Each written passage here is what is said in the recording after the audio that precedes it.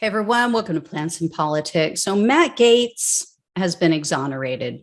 He's been exonerated of the charges of having sex with a 17-year-old girl and of sex trafficking. Nah, just kidding.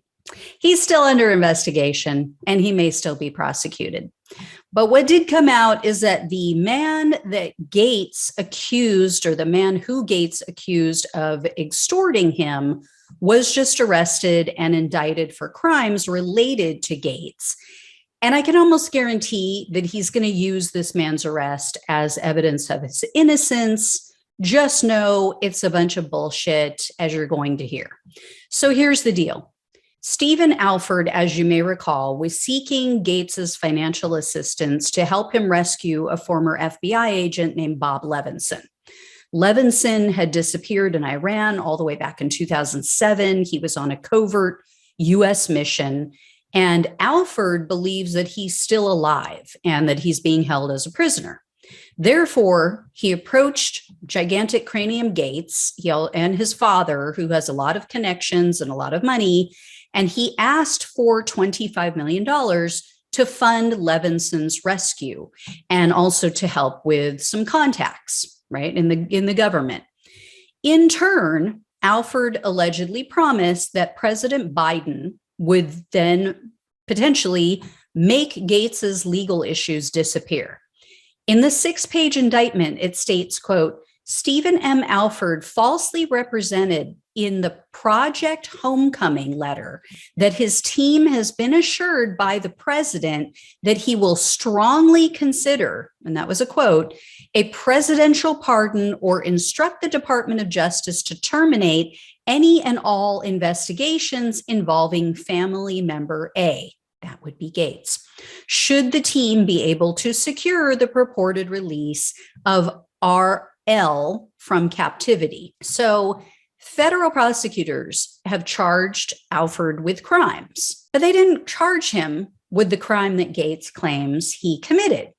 What they charged him with was a scheme to defraud, and then also wire fraud and an attempt to prevent the seizure of one of his electronic devices. So like kind of obstruction of justice. Now that scheme to defraud charge is the key here because, like I said, they didn't charge Alford with extortion. That would be a separate crime. Based on what the indictment details, it appears that the government is charging Alford for essentially making promises that he couldn't deliver. Because extortion, as I understand it, is something completely different. Extortion is saying to someone, if you don't do A, I'm going to do B, or I'm going to release these documents. I'm going to go public with your investigation. I'm, any number of things that he could have held over Gaetz's head. He didn't do that.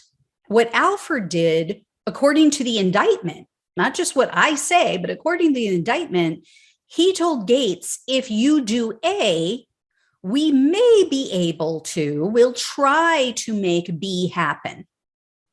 And telling someone, if you do A, the other party will strongly consider doing B it's not a threat. It can't be construed as a threat.